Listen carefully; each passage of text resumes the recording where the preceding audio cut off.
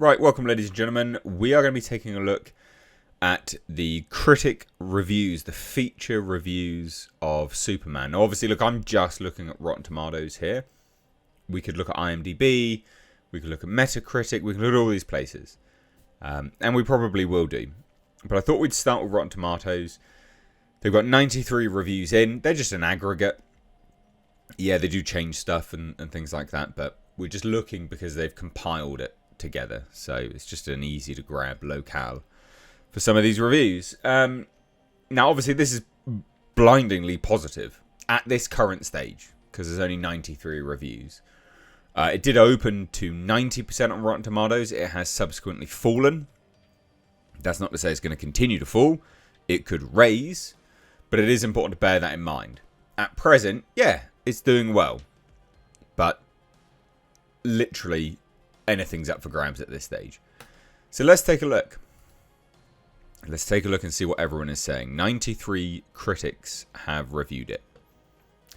There is a theme among them, and you'll see it as we get into it. But the theme is basically, it's absolutely jam-packed. It's very full, and it's complicated. Like, it's a complicated story. There's a lot going on.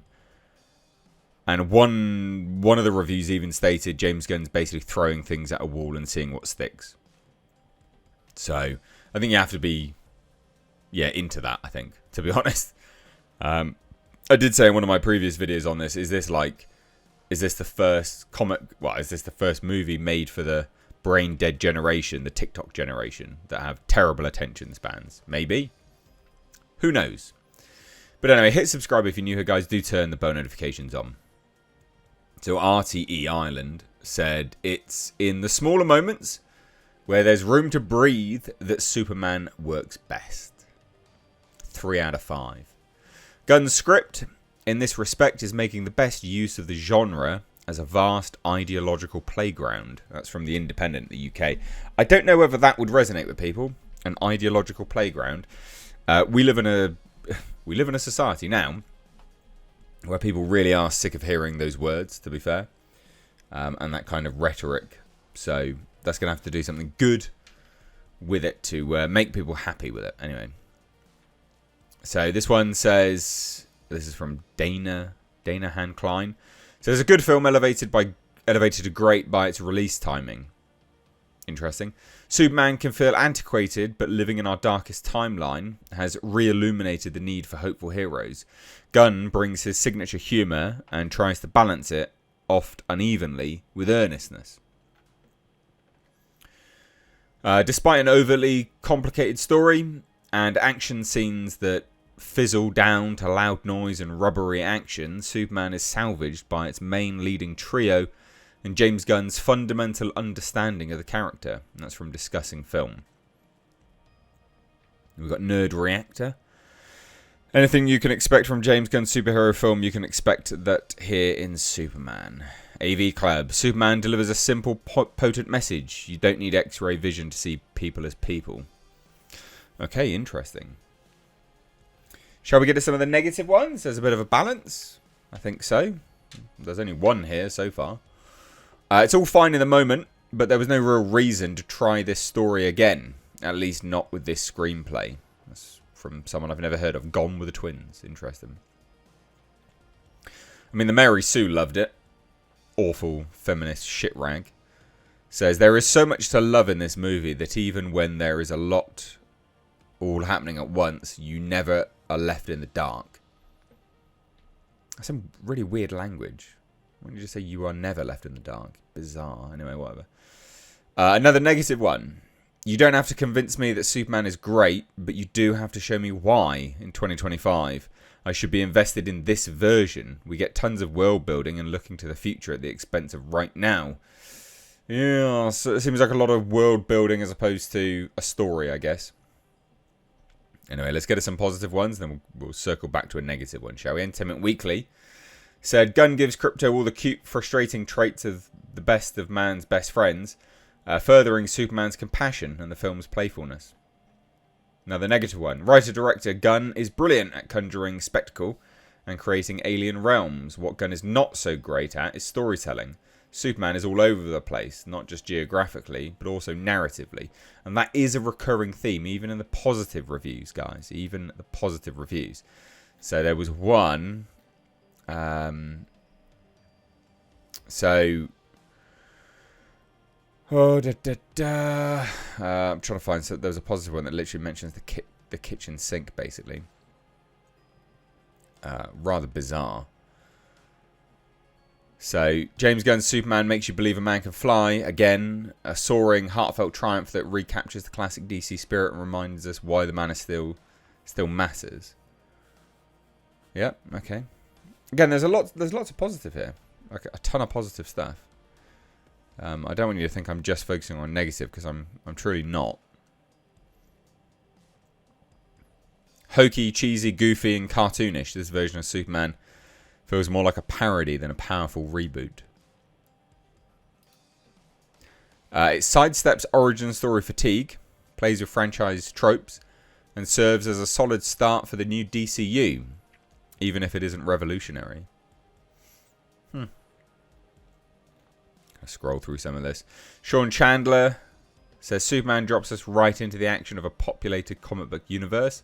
It's a non-stop, hopeful, action-packed roller coaster, though it minimises its impact by treating the extraordinary as commonplace. I still had a great time.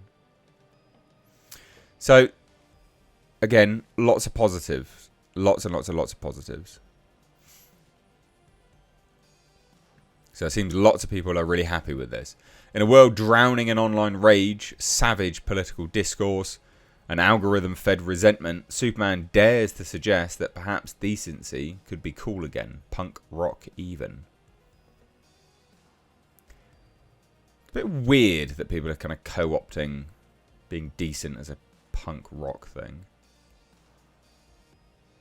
Interesting. But okay.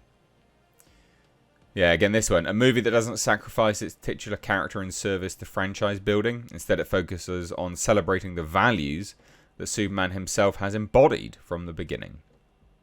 Okay, well, again, so these are all positive. Let's go look at IMDb for now. So...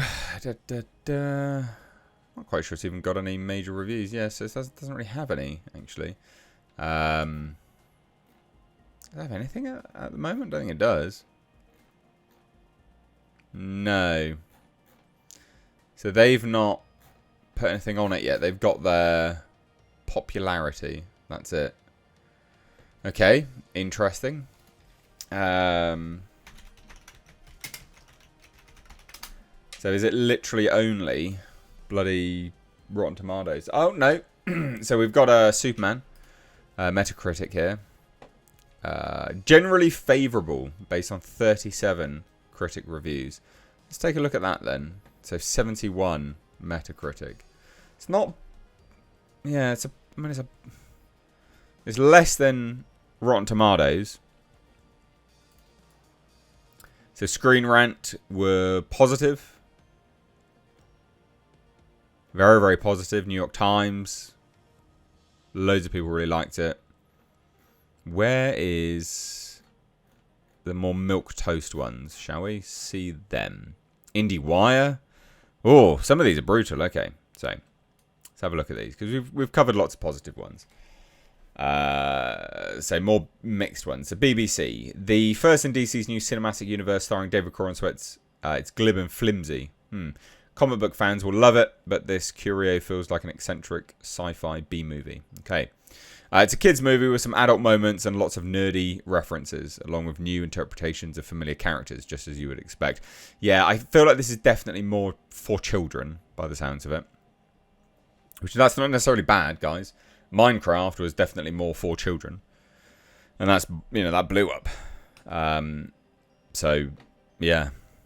I salute Gunn, who was poached from Marvel for trying to infuse this reboot with humour and vitality, dragging it out of a gloom that no longer suits viewers plagued by enough real-world problems. That's good.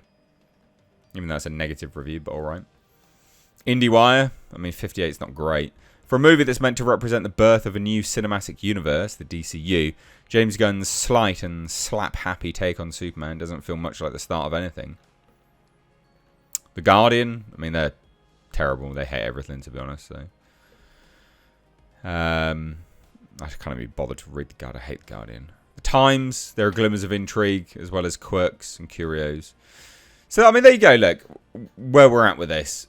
Largely positive, mixed. It'll be really interesting to see as the reviews come in, though, more and more, to see where this goes. Yeah. I mean, loads of people always hate me for using Rotten Tomatoes. Well, here's Metacritic. Metacritic's worse than Rotten Tomatoes right now. So, yeah, I'm sure there'll be a bunch of people going, why are you using Metacritic? It's the only other website that's got an aggregator on it. I don't know. It'll be interesting to see what happens. What do you guys think? Are you keen on this? Let me know down below. Bye now.